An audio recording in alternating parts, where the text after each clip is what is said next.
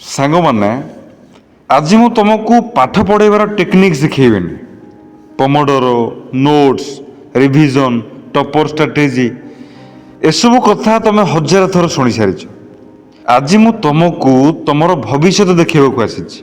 ହଁ, ସେଇ ଭବିଷ୍ୟତ ଯାହା ଆଜି ତୁମ ହାତରେ ଅଛି।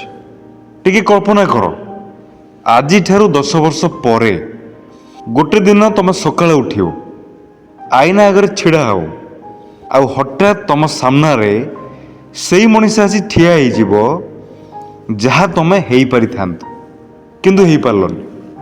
ସିଏ ତୁମକୁ ପଚାରିବ, ମନେ ଅଛି ଯେତେବେଳେ ମୁଁ ଡକ୍ଟର ହେଇପାରିଥାନ୍ତି ସେତେବେଳେ ତୁମେ ମୋବାଇଲରେ ରିଲ୍ସ ଦେଖୁଥିଲ, ଯେତେବେଳେ ମୁଁ IAS ହେଇପାରିଥାନ୍ତି ସେତେବେଳେ ତୁମେ ବାହାନା ବନାଉଥିଲ, ଯେତେବେଳେ ମୁଁ ବଡ଼ଲୋକ ହେଇପାରିଥାନ୍ତି ସେତେବେଳେ ତୁମେ ଟାଇମ୍ ପାସ୍ କରୁଥିଲ, ଆଉ ସେଦିନ ତୁମ ପାଖରେ ୟାର କୌଣସି ଉତ୍ତର ନଥିବ। ଷ୍ଟୁଡେଣ୍ଟସ୍, ମୋ କଥାକୁ ଟିକେ ଧ୍ୟାନ ଦେଇକି ଶୁଣ।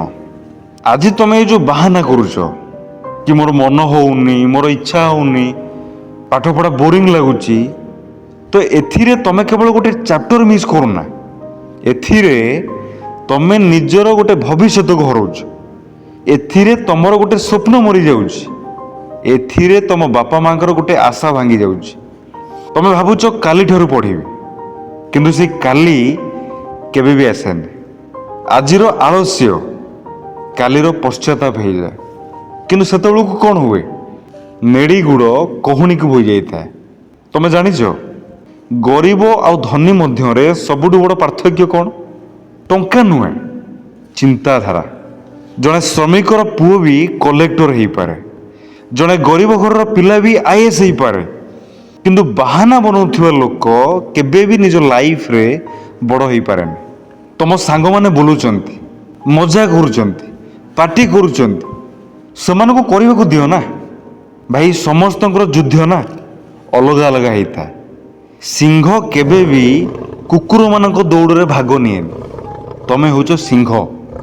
ମନେ ରଖ, ରାତି 2ଟା ବେଳେ ଯେତେବେଳେ ସାରା ଦୁନିଆ ଶୋଇଥାଏ ଆଉ ତୁମେ ପଢ଼ୁଥାଅ, ସେତେବେଳେ ତୁମେ କେବଳ ପାଠ ପଢ଼ୁନଥାଅ, ସେତେବେଳେ ତୁମେ ନିଜ ଭାଗ୍ୟକୁ ଲେଖୁଥାଅ।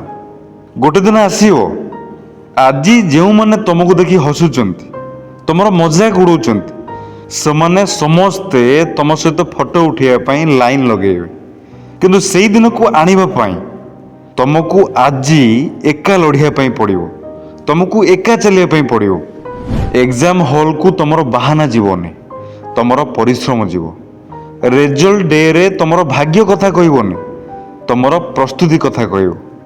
ଆଉ ଗୋଟେ କଥା ମନେ ରଖ, ଯଦି ଆଜି ତୁମେ ମୋବାଇଲକୁ ହରାଇ ପାରିବନି, ତାହେଲେ ଏଇ ମୋବାଇଲ ତୁମର ସମ୍ପୂର୍ଣ୍ଣ ଜୀବନକୁ ହରାଇ ଦେବ। ଯଦି ଆଜି ତୁମେ ଆଳସ୍ୟକୁ ହରାଇ ପାରିବନି, ତାହେଲେ ଏଇ ଆଳସ୍ୟ ତୁମର ସବୁ ସ୍ୱପ୍ନକୁ ମାରିଦେବ।